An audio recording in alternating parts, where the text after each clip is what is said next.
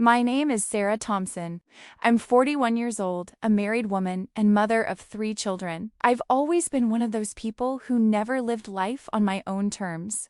My upbringing was all about staying quiet and doing what you're told. My mom taught me that from day one. Overall, my childhood and early adulthood weren't filled with happy memories, but I've always put my faith in God. I don't know where to start. At 25, I got divorced, and that's a whole other story. I had a daughter, Emily. I started rebuilding my life with her. But it wasn't easy at all, because in our conservative community here in the USA, being a divorced woman feels like a punishment. Even your own family doesn't always stand by you. I got a job at a bank and transferred to another city. Let's call it Chicago. In Chicago, at the bank where I joined, there was a guy around my age. He really liked me. I wasn't in the mood for marriage. But living alone wasn't easy either, especially for a woman who's never even chosen her own meals freely. When I saw he was serious but not financially strong, what touched me was that his father had passed away and his aunt had raised him. I thought maybe he'd understand my daughter. I asked him to send a proposal. After a lot of difficulty, my family agreed because we were financially stable. I trusted in God that whatever is in my destiny will come to me, so I didn't make money an issue. A few days before the wedding, I lost my job. Without a salary, rent, electricity, food, everything became difficult. We faced severe financial hardship right after the wedding. 6 months later, I got another job, and we managed to get by. I wasn't in love, but my husband took such good care of me, gave me so much love that I was happy. I started enjoying work too. We worked hard together. With the money I had, we bought a small house. We were so happy. The house wasn't anything special, but we kept working. We bought a car too, improved the house. My little home became a paradise for me. After some time, we left that house and moved to a bigger one, renting out the old one. The people we rented to had 2 daughters and a son. I had no idea my husband had fallen for one of the daughters, let's call her Lisa, and started a relationship with her. I trusted my husband blindly, and one day, I found some of her things in my car that she must have left behind. I waited until night because now I had 3 children and I didn't want to make a scene in front of them. When I asked, he made excuses. But when I pressed, he admitted it was physical, not love. I started crying. I cried so much, may God not make anyone cry like that. That girl was engaged, 29 years old, and my husband was 41. Whether it was money, rent, or just lust, I don't know, my trust was shattered. I told her mother. She listened calmly and said it was a mistake. Her brother said the same. The girl said the same. The whole house knew except her father. I wanted to tell her fiancé everything. I could have, but I stayed silent. If God himself has kept her secret, why should I expose it? My husband apologized a lot. I loved him for 14 years. Took such good care of him, but I was broken. Once again, my dreams shattered, and in 4 months, this tension and depression turned me into a cancer patient.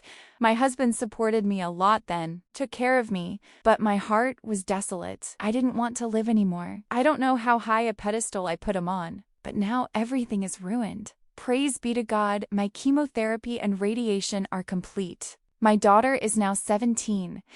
It's been a year and 2 months since this betrayal, and I cry every day. Now I have no trust in people. I can't tell the children anything. To the world, my life looks perfect, but inside I'm dying. The joy in my heart is gone.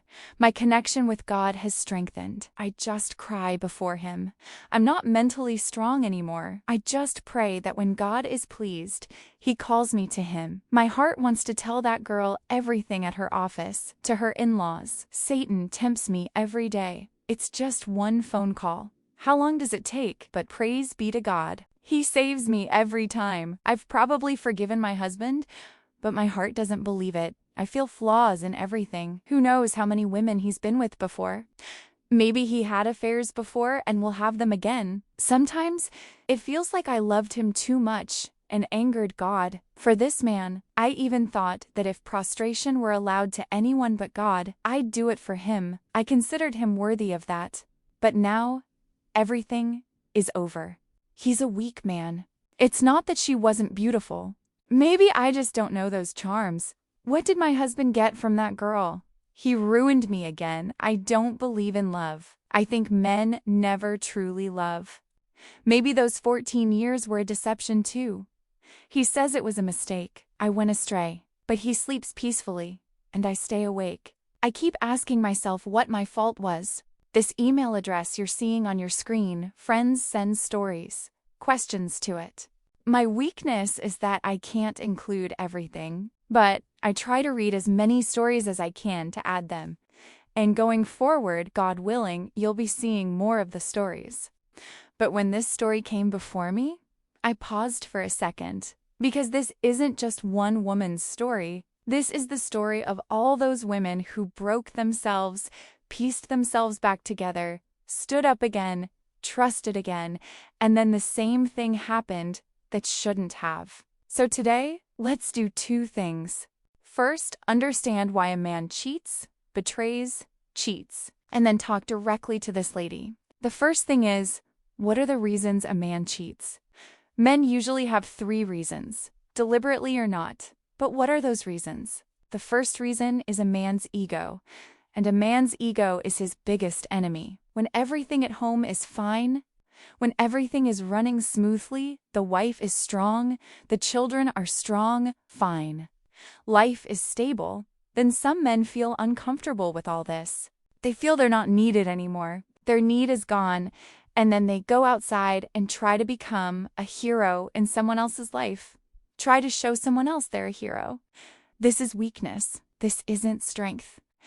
Now let's understand the second reason men cheat. And the second reason is immaturity. And here I'm talking about what people often avoid. All men become physically adult, but emotionally, very few men are strong emotionally. When depth comes in a relationship, depth brings responsibility. Vulnerability comes too. But some men can't face that and run away. Cheating is an escape for them. To save them from depth and accountability, they take refuge in cheating. And then the third reason is entitlement. And this is the most dangerous, most hazardous, most degraded level. Consciously or unconsciously, what does a man do? He thinks he should get more, better options, exciting options, and this mindset is very toxic. And it often grows where a woman has given everything, where she's completely exhausted. Because there, a man thinks about a woman that she's guaranteed. She is just around the corner, and whatever he wants, he'll get it. But here, the faith perspective needs to be understood. God has given the concept of trust. Marriage isn't just a contract, it's a responsibility taken before God. Read the Bible or Quran and see. It clearly says to treat your wives well. So when a man betrays, cheats, deceives, he doesn't just deceive his wife, he also disobeys his word given before God. So if any man is watching this video, listening, and feels any void inside, then you need to understand and hear this, that the excitement you see is all temporary. But what you have at home is permanent. One image I'll tell my team to share in this video. This image is always saved with me. It keeps a person on the right path. And I'm sharing this image with you because this tells everything a picture worth 1,000 words. Always remember one thing, an old proverb: don't let the fly into the garden because the moth's blood will be shed unnecessarily. How will the moth die? The fly will go into the garden, sit on the flower in the garden, extract nectar from the flower, make its honeycomb from that nectar. Honey will be made from that honeycomb. After honey is made, what's left will make wax. Candles will be made from that wax, but the candle burns. A moth will come and burn in the candle's flame. Your every action impacts someone's life somewhere in this world. You need to understand this. Now, I'll talk directly to the sister who sent this story. First thing is that you stood alone before two, after divorce, to raise the child, to nurture her alone. Then two, the world said maybe she won't be able to. Then two, you were alone, but you did it.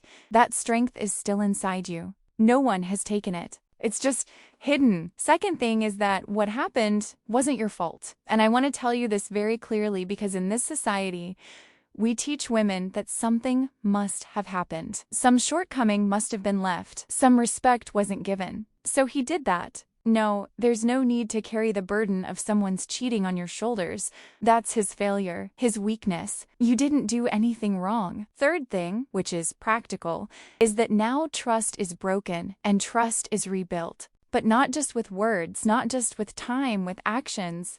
And if he's changing in front of you, taking actions, doing counseling, taking therapy, showing consistency, then you need to understand that everybody deserves a chance. But if this isn't happening for months, for years, then what is the answer? You know better. And now, the most important thing at the end, the thing you need to understand the most. That is, you are a woman who has rebuilt herself twice in life. You know you're strong inside. Now just do one thing, and that is to show this version of yourself to your daughter because she's watching. She's learning what her mother did when life betrayed her, and show her how her mother rebuilt her life. Because she's going to live her own life. She needs strong supports and strong courage all her life. She needs strong supports and strong courage all her life. And your story, these were just my 2 cents. Believe it or not, it's your choice. I've told you,